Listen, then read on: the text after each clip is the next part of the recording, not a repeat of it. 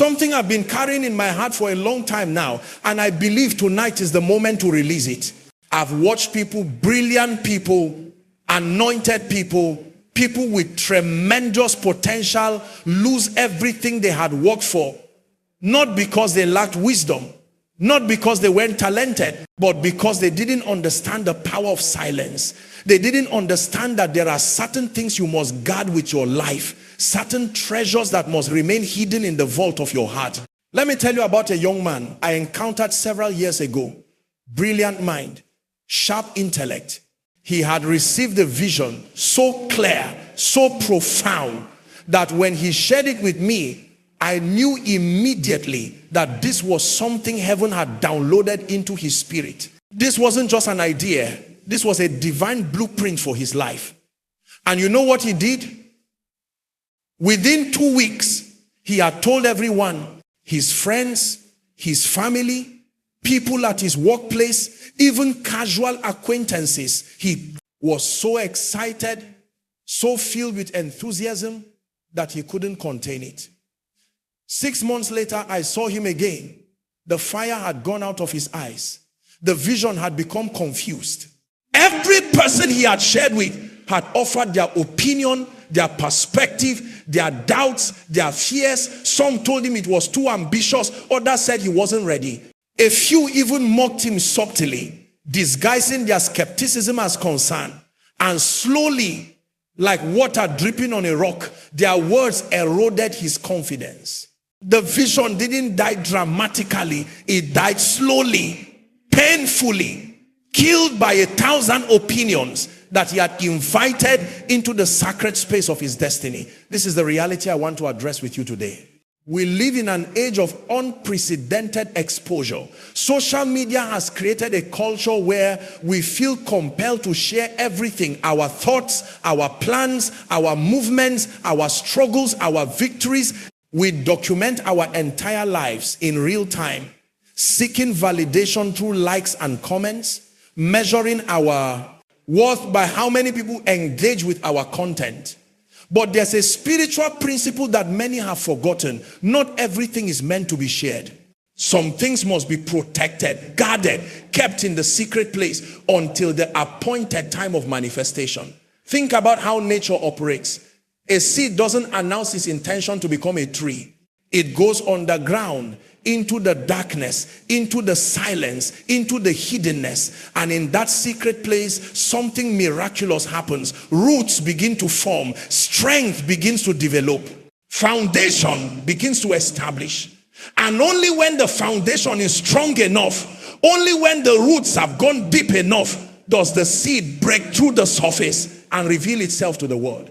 But if you dig up that seed every few days to check on it, to show people how it's growing, to get their opinion on its progress, you will kill it.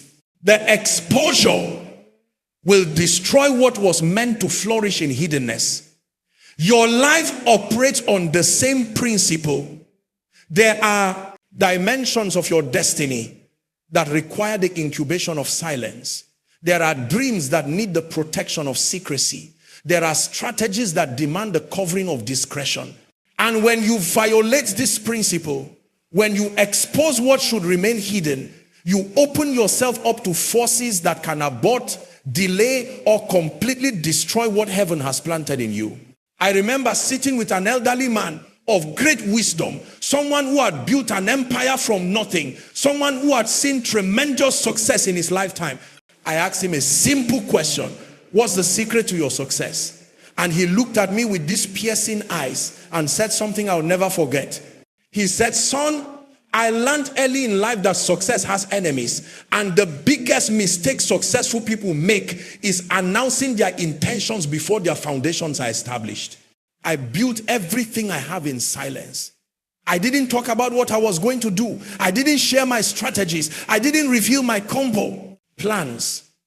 I just worked quietly, consistently, persistently until the work spoke for itself. By the time my competitors realized what I was doing, the foundation was already too strong to be shaken. That conversation changed my entire approach to life and destiny. I began to observe successful people more carefully. and I noticed a pattern. The truly successful ones, not the loud ones, not the ones always making noise about what they are going to do, but the ones who actually accomplish significant things, they all understood the power of strategic silence. They knew what to share and what to keep hidden. They knew when to speak and when to remain quiet. They understood that premature exposure could be fatal to their purpose. Now, let me be clear about something. I'm not advocating for secrecy born out of pride or a superiority complex. I'm not suggesting that you become a mysterious figure who never shares anything with anyone. That's not wisdom. That's isolation. And isolation is dangerous in its own right. What I'm talking about is strategic discretion. Is the ability to discern what should be shared, with whom it should be shared, and when it should be shared. This is a mark of maturity. This is evidence of spiritual intelligence. There's a story that haunts me every time I think about this subject. A woman who had struggled with barrenness for years finally conceived. It was a miracle, a clear answer to years of prayer and fasting and believing. And in her excitement, in her joy, in her overwhelming gratitude, she made an announcement. She told everyone. She posted it on social media. She shared her testimony in gatherings. And people congratulated her. People celebrated with her. People rejoiced at her good news. But there were also those who smiled on the outside while something else stirred in their hearts. Jealousy, envy, that subtle poison that many don't even recognize in themselves. Within weeks, complications began. Medical challenges that the parting doctors couldn't fully explain. Spiritual attacks that manifested in the physical realm. It became a battle, a war for that child's life. And though the story eventually had a positive ending, the journey was far more difficult than it needed to be. Why? Because premature exposure had opened doors that should have remained closed. The announcement had attracted attention that brought opposition. And while I'm not saying that every challenge is a result of sharing too much, I am saying that there's a reason why wisdom teaches us to guard certain things until they are fully established. Think about the very nature of conception and pregnancy. When a woman conceives, something profound happens in secret. For months, life is forming, developing, growing in a hidden place. The womb is a place of protection, of nurturing, of development, away from external forces. And only when the baby is fully formed, only when the time of delivery has come, is that life revealed to the world. Can you imagine if the womb was transparent? If everyone could see the developing child at every stage? If everyone could offer their opinion on how the baby should form, what features it should have, how fast it should grow, the entire process would be disrupted. The baby needs the protection of hiddenness to develop properly. Your dreams work the same way. Your visions work the same way. Your strategies and plans and divine assignments, they all require a season of hiddenness, a period of silent development before they're ready to face the scrutiny and opinions of the world. And when you rob them of this protective covering by sharing too soon, by exposing them before their time, you endanger their very existence. I've seen this play out in the business world countless times. And someone gets a brilliant business idea and immediately they start telling everyone about it. They share their strategy, their approach, their unique angle. And before they can even get started, someone else, someone with more resources, more connections, more experience, takes that idea and runs with it. And the original dreamer is left wondering what happened, how someone stole what was theirs. But here's the truth. It wasn't stolen. It was given away through careless speech. The door was opened through premature disclosure.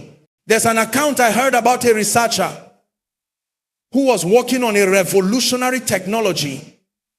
He was years ahead of his competitors, and he knew it. But he made one critical mistake. At a conference flushed with pride and excitement, he gave a presentation that revealed too much. He shared details that should have remained confidential. He exposed the core principles of his work before the patents were secured, before the protections were in place. Within 6 months, 3 different companies had developed similar technologies. His advantage was gone. His years of work had been compromised. And all because of one moment of indiscretion, one presentation where he shared what should have remained hidden. This is why ancient wisdom consistently emphasizes the importance of guarding your words, of being careful about what you reveal, of understanding that silence is not weakness, it's strategic strength. The person who cannot control their tongue, who cannot resist the urge to share everything they know, everything they are planning, everything they are experiencing, that person will struggle to maintain any advantage in life. They will constantly find themselves starting over, wondering why their plans never seem to work out, why opportunities slip through their fingers, why what begins with such promise ends in disappointment. But let me take you deeper into this understanding, because there's a layer beneath the surface that many people miss. When you share something prematurely, you're not just exposing information, you are inviting interference. You're opening a door for other people's doubts, fears, limitations, and negative experiences to attach themselves to your vision. You're allowing their unbelief to contaminate your faith. You're giving permission for their impossibility thinking to challenge your possibility mindset. I learned this lesson in a painful way many years ago. I had received clear direction about a step I needed to take, a transition I needed to make. And instead of moving in quiet obedience, I decided to seek counsel from several people I respected. Now, there's nothing wrong with seeking counsel. Wisdom is found in the multitude of counselors. But here's what I didn't understand at the time. Not every counselor can see what you see. Not every advisor has access to the revelation you've received. Not everyone can perceive the specific leading you're following. And so one by one, these well-meaning people offered their perspectives, they shared their concerns, they highlighted the risks, they questioned the timing, they suggested alternative approaches. And with each conversation, my clarity became clouded, my confidence became shaken, my resolve became weakened. What had been crystal clear in my private communion became murky and uncertain in the face of multiple conflicting opinions. It took me months to find my way back to that original clarity, to silence all those voices and hear again the singular voice that had given me direction in the first place. And I made a decision that day. Never again would I subject divine instructions to the court of human opinion before taking action. Never again would I allow premature disclosure to rob me of the conviction I needed to move forward boldly. Never again would I confuse genuine counsel with the noise of well-intentioned but ultimately unhelpful perspectives. You see, there's something powerful about making decisions and taking action from a place of inner conviction, from that deep knowing that comes when you've heard clearly and you're simply walking in obedience. But when you dilute that conviction by exposing it to too many opinions too soon, you create confusion, you create doubt, you create hesitation. And in that state of uncertainty, it becomes almost impossible to move forward with the kind of decisive action that breakthrough requires. There's a principle operating in the realm of the spirit that most people never fully grasp. Every word you speak carries weight. Every disclosure you make creates an opening. Every time you reveal something from the hidden place of your heart, you're essentially creating a bridge between the invisible realm where that thing exists in potential and the visible realm where it must manifest in reality. And the question is, are you building that bridge at the right time, with the right materials, in the right season? I once knew a brilliant inventor, a man whose mind worked in ways that seemed almost supernatural. He could look at a problem that had stumped experts for years and see solutions that nobody else could perceive. One day, he came up with a design for a device that would revolutionize an entire industry. The prototype was still in development. The testing wasn't complete, but the concept was solid, and he knew it would work. One evening, he attended a dinner party. The conversation turned to innovation and technology, and someone asked him what he was working on. And in that moment, perhaps influenced by the wine, perhaps wanting to impress the successful people around that table, perhaps just excited about his breakthrough, he shared too much. He didn't give away every detail, but he revealed enough. He explained the core principle, the fundamental mechanism that made his invention unique. There was a man at that dinner, someone who seemed genuinely interested, someone who asked all the right questions, someone who expressed admiration and encouragement. That man was also connected to a major corporation in the same industry. Within 3 months, that corporation announced a new product. It wasn't identical to the inventor's design, but it was built on the same principle he had explained at that dinner table. They had the resources to develop it faster, the infrastructure to bring it to market quickly, the legal team to protect it aggressively. The inventor tried to fight back, but he had no patent yet, no proof of prior invention beyond his notebooks and prototypes. The legal battle drained his resources and broke his spirit. He eventually abandoned the fight, not because he was wrong, but because he was outmatched. The last time I saw him, he was a different man, cautious, guarded, carrying a wound that went deeper than financial loss. He had learned the most expensive lesson of his life. There are people who will smile at your table and steal from your plate. This is the reality we must face with open eyes. We want to believe that everyone who congratulates you is genuinely happy for you. We want to believe that everyone who asked about your plans is truly interested in your success. We want to believe that the world operates on principles of fairness and honor. But maturity demands that we acknowledge a harder truth. Not everyone who appears friendly has friendly intentions. Not everyone who seems supportive is actually rooting for you. Not everyone who celebrates with you in public wishes you well in private. And I'm not speaking from a place of paranoia or cynicism. I'm speaking from a place of discernment and wisdom. There's a difference between being guarded because you're wounded and being guarded because you're wise. The wounded person trusts no one. The wise person knows whom to trust and when. The wounded person shares nothing. The wise person shares strategically. The wounded person lives in isolation. The wise person lives in healthy boundaries. The wise person lives in healthy boundaries. Let me tell you about something I witnessed that shook me to my core. There was a young couple deeply in love, planning their future together. They were both from modest backgrounds, but they were hardworking, committed, and full of vision. They had saved money for years, and they finally had enough to make a down payment on a small property where they could start a business.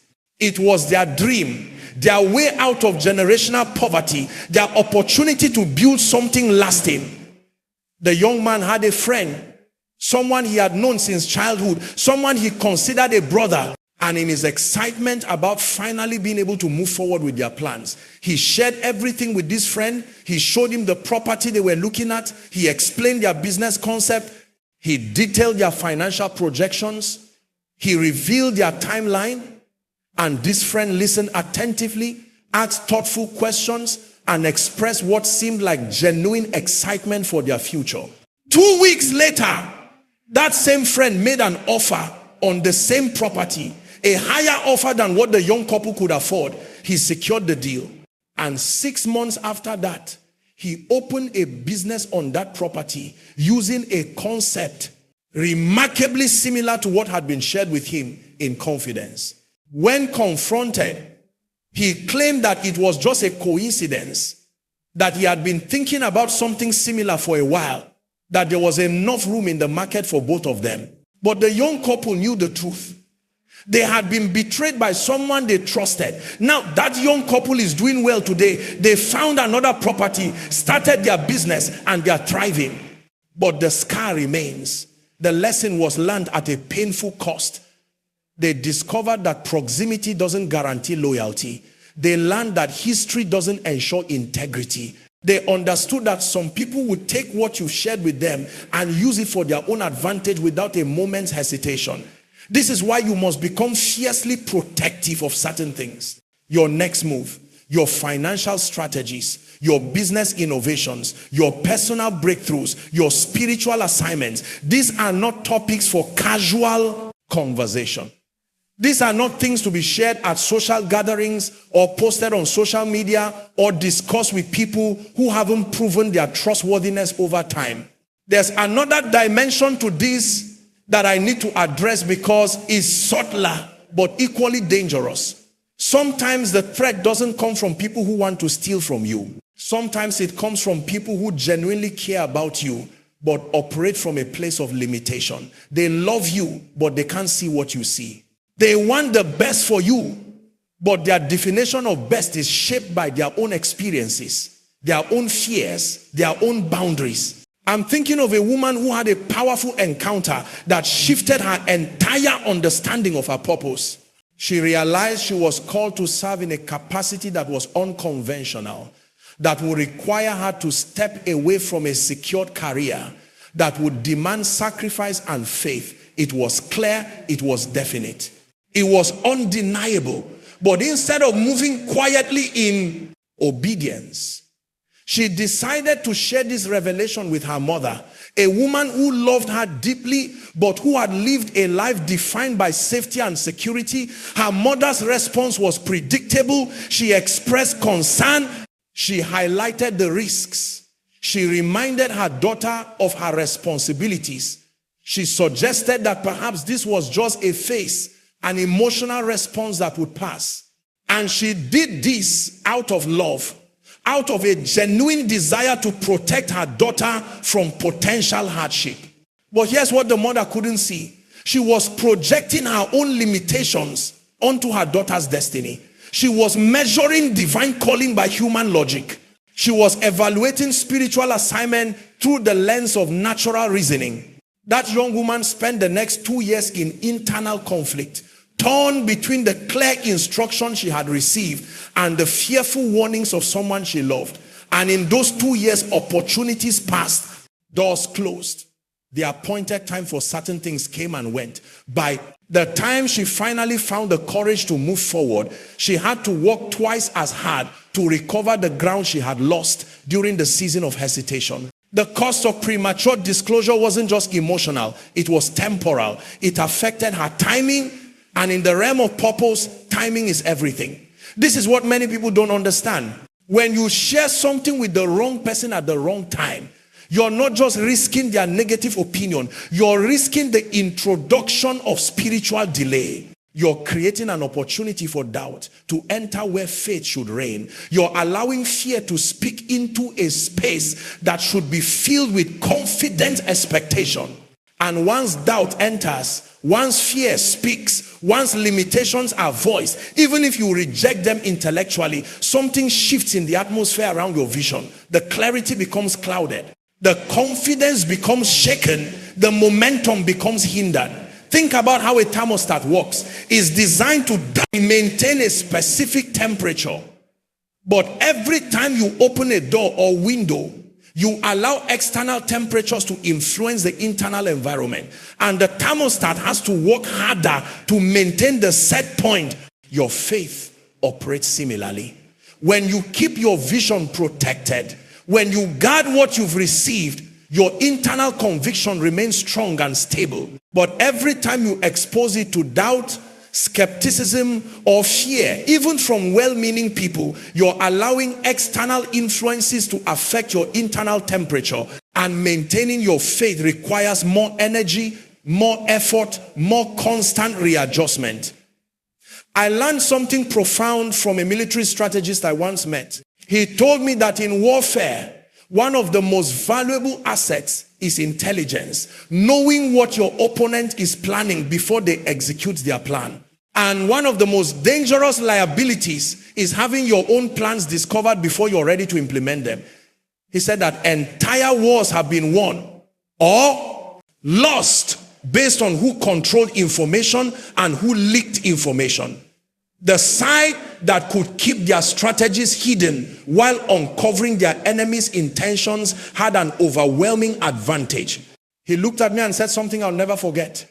The same principle applies to life. You have opponents, not necessarily human ones, but forces that oppose your progress, your success, your fulfillment. And every time you announce your plans prematurely, every time you reveal your strategies before they're executed, you're giving those opposing forces time to prepare counterattacks, time to set up obstacles, time to arrange resistance. But when you move in silence, when you walk quietly, when you strike decisively without telegraphing your intentions, you maintain the element of surprise, and that element is often the difference between breakthrough and breakdown. That conversation revolutionized my understanding of spiritual warfare. I realized that many of the battles people face, many of the obstacles they encounter, many of the delays they experience, these things often come because they announce their moves before making them. They reveal their plans before implementing them. They share their strategies before executing them.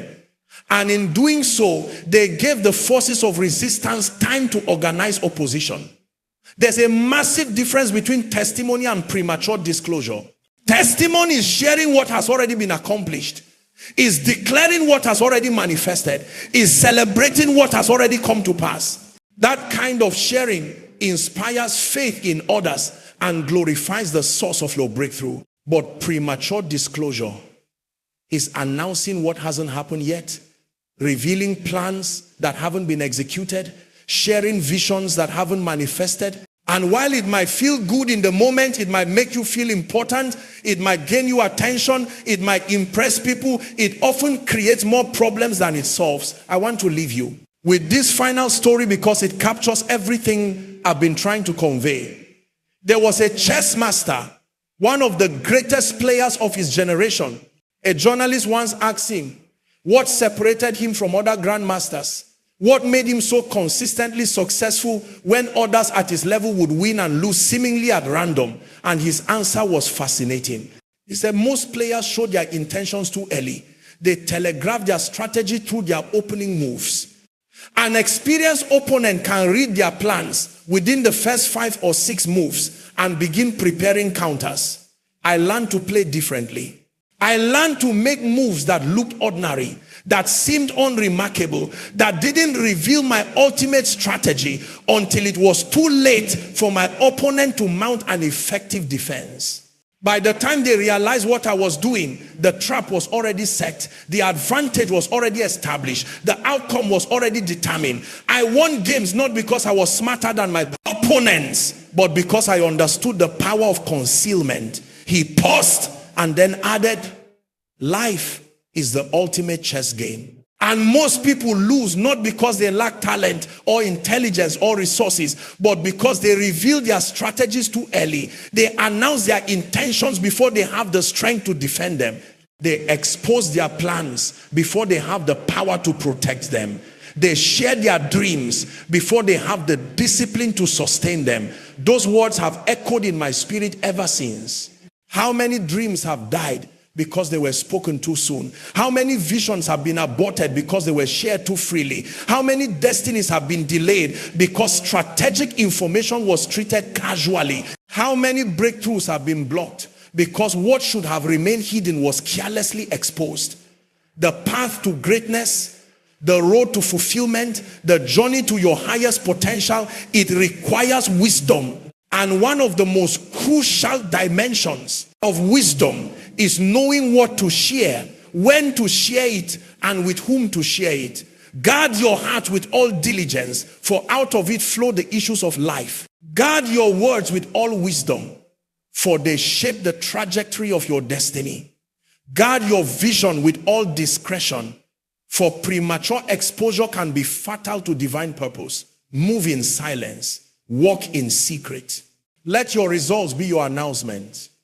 Let your success be your testimony. Let your accomplishments speak louder than your declarations. And watch how differently your life unfolds when you master the art of strategic discretion, when you understand the power of protective silence, when you learn to incubate your dreams in the hidden place until they are strong enough to face the scrutiny of the visible world. This is not a call to secrecy born of pride. This is an invitation to wisdom born of understanding. This is the path that leads to sustainable success, to protected purpose, to destiny fulfilled. Walk it with intention. Walk it with discipline. Walk it with the confidence that comes from knowing that what is hidden in the secret place will eventually be revealed in the public square. But only when the time is right, only when the foundation is solid, only when the strength is sufficient to sustain what heaven has ordained.